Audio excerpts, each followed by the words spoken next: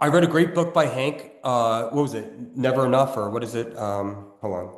I listened to the whole thing on Audible, so I didn't see the book cover but once. Never Enough, by Andrew Wilkinson was the guy who wrote it, and he went from it's a catty title, barista to billionaire, but whatever. He went from menial jobs to basically for 1 second on paper he was a billionaire, and then back to his metamorphosis that happened in his mindset after he hit that moving milestone constantly, right?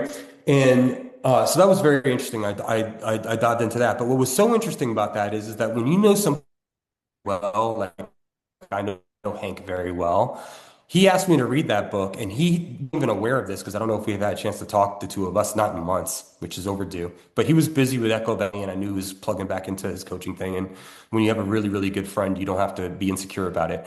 And I had just sold my 911. I sold my old F-150 pickup truck. I sold two watch. I've sold every material thing that I have as a toy in the last 5 weeks. I'm even selling my Vespa with a sidecar, right?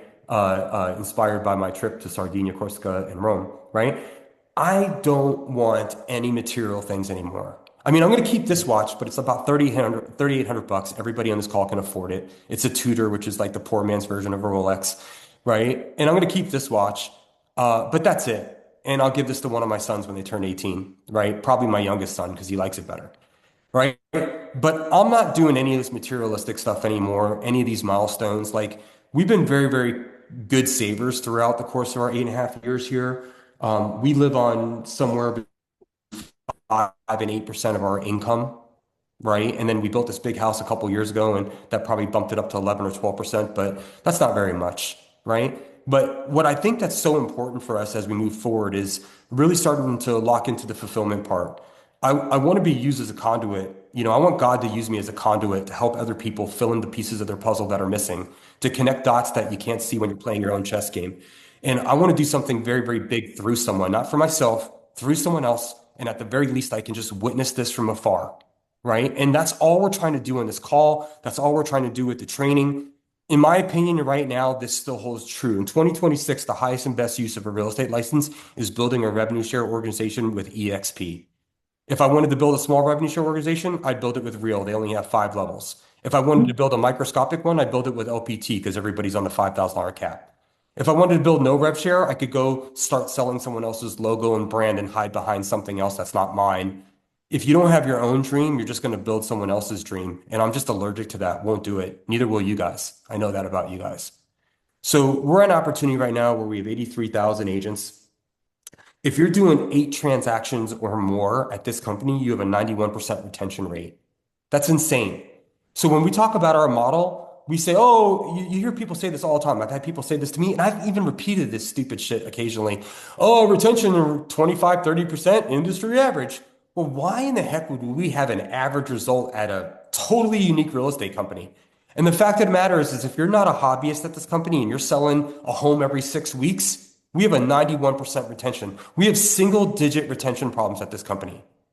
Now, we see a lot of teams that put bodies on there and run the Zillow game, and they end up being real brokers, real middlemen, no different than a loan shark, in my opinion, just more legal. And that's fine. There's a chapter and season for us to do all kinds of things, right? But the fact of the matter is if you're giving away everything and you charge nothing, you're just giving away. You can give away, you can start independent brokerages and give away all the money, and you could say you're very successful at growing independent brokerage, but no one's making any money, especially you.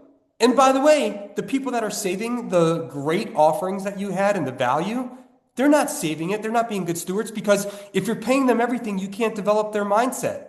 You can't teach them finance. You can't lean and educate them. You can't lean in. You're not even getting that kind of student. So you can't make the difference that you know.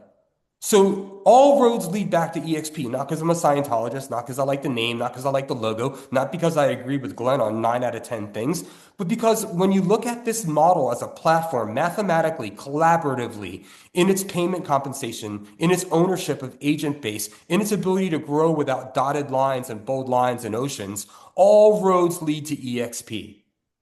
If we weren't so significant, we wouldn't have all these copycat companies.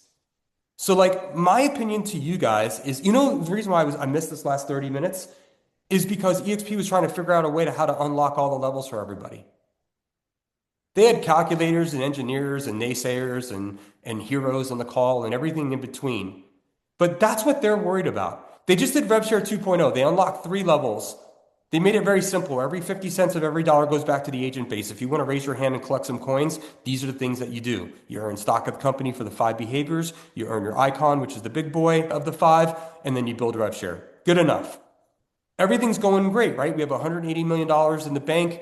We have zero debt. We're surviving better than every other real estate company, getting beaten up in the torment of this real estate ocean that we're in. Our stock went to $6. Some troll on the internet that makes 19,000 a year makes a comment on it, but we're holding up better than Remax and everybody else, right? So all of that stuff is happening. We're holding up great. We're in the worst time that we've had since 2023. And our retention is held. We brought 29,000 agents over last year. We lost 29,000. We kept totally even in agent count, which, by the way, in this kind of environment is a good thing, right? Like holding strong in the worst of times and not giving an inch is a good tug of war strategy. And with all of that being said, we just gave away 2 years of Realty.com leads to all the fast cap agents. Guess what? Any other real estate company would have taken 40%, had a relocation person in there. You'd be working for nothing. eXp said, forget it. Take it at 100%.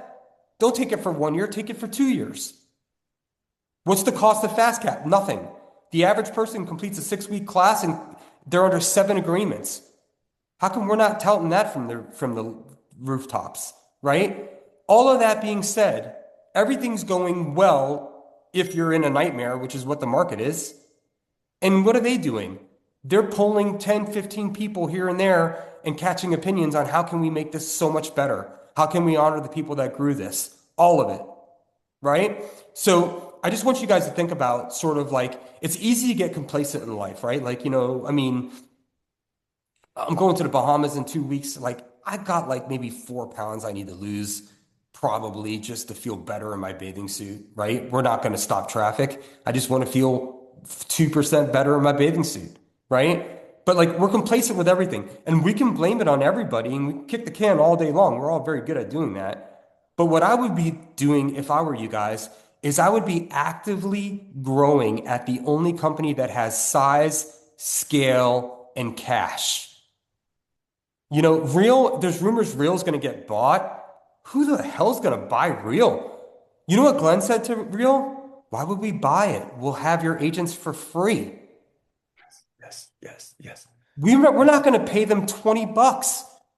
Get the fuck out of here. Are you kidding me? We're not stupid. Okay? We're pretty clean. We're growing. 2026 is going to be a weird year. Right now, we're in another Middle Eastern thing, and I don't care what your opinions are. The market's confused and sitting on its hand, and stagflation's popping in, and rates didn't go down. Actually, they went back up to 6.5. And these are temporary trends in the market. What do people do? They get mad at politics. They blame other people. What do winners do? They go out and grow while everybody's distracted.